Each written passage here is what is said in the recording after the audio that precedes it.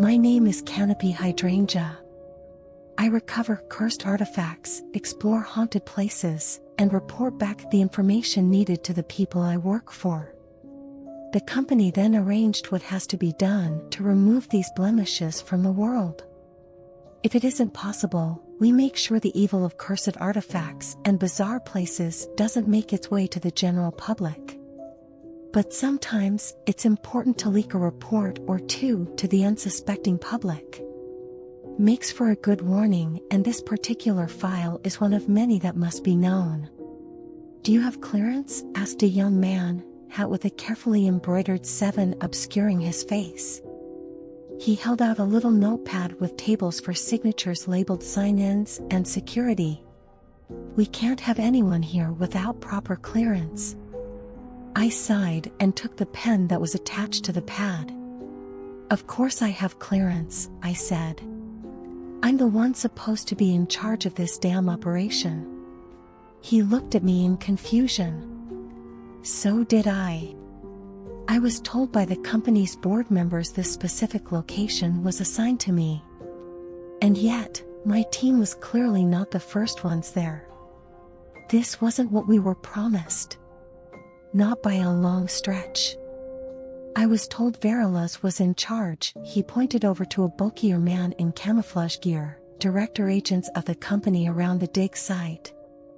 Verilas. Of course he was here, he was always getting in people's business. Am I being subjected to an internal security probe? I looked him in the eye. Right now? Right here? The meek young man hesitated and backed away.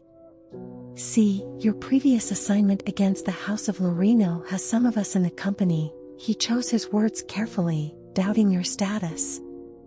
This was no issue. I just wanted control of the dig site back in my hands. After all, I was the one sent to study it. And my team. No problem. So let's talk about the dig site." The mass grave that, as I was told by my historian Chiron, contained the corpses of over 200 skeletons, and counting. 254, he mused, counting again. And some aren't human. I asked him about it. And then I saw the bones for myself. They, at first, looked like the bones of children. But on closer inspection, found them all to be distinctly serrated. Their skulls were a bit too flat and wide to truly be human, and what was more bizarre were the limbs. Each non-human remain had 8 limbs, all that seemed like the legs and feet of ordinary human body, obviously inhuman, and the way they were connected told me this wasn't some post-mortem ritual that positioned the bodies like so after death. No. This was the real deal, dozens of dead, non-human entities that perplexed and sent chills up my spine. And the skulls. The damn skulls were like they were smiling, of all things. And instead of 2 eye sockets there were 4. I also noted the sharp pines of wood that impaled the skeletons. What's with that? Even before asking, the aura of something powerful emanated from the bones. My assistant, Rainey, had an answer. "We suspect they may not be fully dead," she informed. "We're doing our best not to dislodge the wood until we can get a priest to put them at rest." I knelt down near one of the many impaled creatures and observed it. Distinct markings were present. I took off a glove and touched it, feeling the history within it. Sparks of violence. War. Famine. An ember of something not entirely dark I could not place. It unnerved me. How long until we can put them at rest? "Well, we haven't figured out what religion this place aligns to," she pointed out. This was true. If we invited the wrong priest to bless the place, it could invoke the opposite of peaceful rest. "And you haven't even seen the staircase." "The what?" "The mass grave was discovered by an oil company looking to drill new ground. When the reports of the unusual remains came in, a report was handed over to me and my team, and we were sent to eliminate the disturbance, remove all evidence of the bizarre and hand it back over to the oilmen. The bodies were found in concentric trenches, squares. There were about 5, each within another, and a 6th being uncovered by the dig team. In the center of the squares was a small ruin, a large jutting cylinder with a door. Beyond this door was a spiral staircase of stone, seemingly cut in by the ancient builders of the gravesite so many centuries ago. Verolas, the internal security inspector, awaited me there. "Canopy," he greeted, extending a hand. He peered into the staircase, holding out strong, twisted rope. "We've got 4 assets who'll be out just about." A man, panicked, rope attached to his waist scrambled out, hyperventilating. He was in standard prison garb. As usual, we often used death row prisoners to explore new, dangerous territory. He started to ramble about a shape in the darkness, and something about pages and a book. "Sir," asked a woman, placing the man under handcuffs. "What should we do with him?" "Remove him," Verolas ordered. She looked at both of us, puzzled. "Like, kill him?" Verolas shook his head. "Don't be silly, we need to know what he saw down there, extract his memories, then have the handlers do what they please." Yuck. Memory extraction was something I hated to see.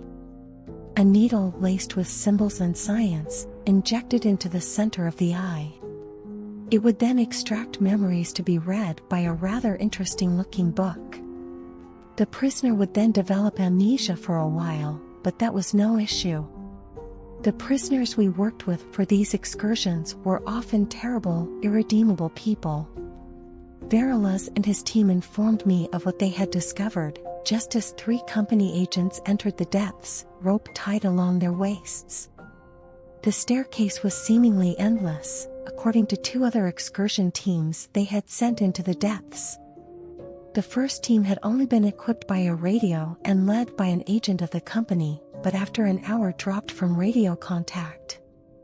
After another hour, they should have returned, yet they had vanished into the depths. A rescue operation was made equipped with rope. Verolas sent in a team of prisoners led by a more experienced agent into the depths. Oddly enough, the initial agent leader stumbled back out, informing us the passage had shifted, and they had to cross a labyrinth underneath the entire dig site, some sort of temple. Video footage revealed the place was a hellhole. There were signs of life, but twisted, impossible things, strange fungal matter, and the bones of long-dead creatures, and something else, still active. This active entity, according to the survivor, seemed to work in tandem with the stairway, dislodging stairs, sending one prisoner falling into the abyss. Another was seemingly sucked into the walls of the place. The last simply faded, and that was when the agents started to evacuate. The rescue team came back, fully intact. They hadn't encountered no such temple, merely more of the same, staircases, illuminated by the light to be made of bone. Subsequent testing informed us the bones were human. "Okay, I want " As soon as I was about to say I wanted to enter the staircase, the line snapped. "Whoa!" Verolas held on, and 2 agents joined him. "It's being pulled," he turned to me. I retreated to a machine the rope was connected to and selected a button labeled retract. This should " It started to pull against whatever was on the other end, but it was straining, work. The machine started to creak, and the bulky thing began to move against itself. "Security," Verolas ordered. "Get the hell over here, now." That's when the line loosened and pulled back, and blood came flying from the abyss. 2 bodies, a torso and a set of legs, rope still attached, flew out, nearly splattering us with blood. A man came running out, splattered in the blood of his friends. "There's something down there, " he said it with such fear I started what lurked in the shadows. It was like those bones. A growl emerged from deep within. My assistant, Rainey, came up to me. "Sir, should we seal it up?" She gestured to security, already prepared to request explosives. I thought about this for a moment. Not yet, no, I decided. We don't know if sealing it up will work. Whatever was inside, it was powerful. So I decided we needed a proper operation into the temple. With actual agents. "Rainey," I began, "have the rest of the team meet me here, we're going in." Reckless? Maybe. But if what was inside was a threat to humanity, it needed to be neutralized, captured, and sealed away. "By the way," she started, "we've identified the ruin." My eyes lit up. "Can we get a priest?" The sooner we could remove the undead bones from the site, the safer I'd feel. "Already have one," she hesitated. But... She sighed and pointed to the outskirts, where a rather fancy motorcycle had arrived. "It's Quincy Keeney." Quincy Keeney was a rather eccentric figure in the cursed artifact black market. He was both an asset, working for us, telling us the details of when a major deal would go down, and an enemy. His faith to Kaleu, the Salamander King, made him have so-called prophecies over when to help us and when to suddenly disappear off the grid. I made a noise somewhere between a grunt and a sigh of annoyance. "Of course it's him." I watched as the man with black-tinted glasses and fiery red hair waltz about the gravesite, raising his hands up and dancing. Within the hour, my team was ready. Canopy Hydrangea would lead them in, coordinate our actions. My expertise in psychically sensing the bizarre would come in handy, if it need be, and the few spells I'd learned. Then there was Rainey, my assistant, who had reviewed the tapes and studied all too many places similar to this. Of course, there was Kyron, my main security guy, and today, we would be joined by the rather annoying Quincy. There were others, but I didn't want to lead a large team. So we entered the depths. Verilas attached a rope to us, connecting it to the large bulky machine in case something attempted to pull us in. And then we were set, and so we began the journey into the depths of the pit. "Canopy, we meet again." Quincy cheered. "I didn't know you were in the business of exploring new and exciting places. And I thought you'd finally gotten yourself killed for good," I chided. "After the whole Stetkite incident." He laughed maniacally at that, and the noise reverberated around the walls. "Were you demoted as a result of, who were they?" he thought. "Lorino's team?" "None of your business," Kyron cut in. He held up a hand. "I hear something." We all silenced ourselves, even the bothersome Quincy. There was a dull growl in the background, and the clicking of insects. "No automata," Rainey identified. "Temples of the Salamander have automaton. Machines given life through ancient magic. Not a huge problem." The next hour was rather boring, and we continued in silence, fearing disturbing one of the more dangerous security automata. Sure, machines weren't as dangerous as any live creatures, but still a threat nonetheless. "Hold it!" Quincy shouted. We all stopped. He stepped ahead and knelt down, inspecting the step in front of me. He spoke something I couldn't understand, and symbols appeared, and we heard the clicking of gears. It's a classic pitfall trap. I remembered Verila's prisoners. The story about the place working against them. Who, Rainey posited, built this place? "It is a temple of the Salamander," I reminded.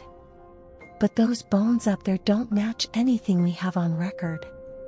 Quincy ordered another stop, and chanted, and a wall beside us faded away, revealing a hallway. "Now that's the temple." I noted the images and statues, and I think I know who built this place. Satyrs. The statues were satyrs, half-man half-goat creatures spotted throughout mythology and ancient times. We knew them, like many other of the ancient kinds, to be extinct. Long dead. But the statues of the satyrs here seemed different, more human than beast somehow. They lined the hall, facing away from us, bound to a large statue of a salamander, an eternal flame still burning within its mouth. "Look!" Cryan commanded, raising his gun. A machine, moving as if it were alive, appeared in the distance. "It looks just like those bones." "No." It was made from the bones that had been dug up, and the 8-limbed thing came charging at us. Chiron fired, to no effect, before Quincy stepped out and clapped, uttering a single word. The machinery grinded to a halt and collapsed. I was right, it had been made from the bones of the things above, strapped to gears and circuitry. Whatever those things were, the worshippers below had clearly venerated them enough to create Frankenstein-like beasts in their fashion. Well, that was not as cool as I thought it'd be. Chiron shrugged.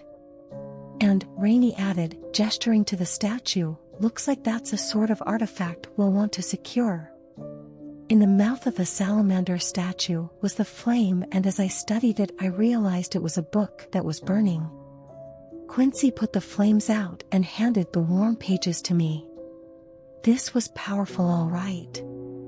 I reached into the ether and felt that it contained great animosity, malevolence, something insane.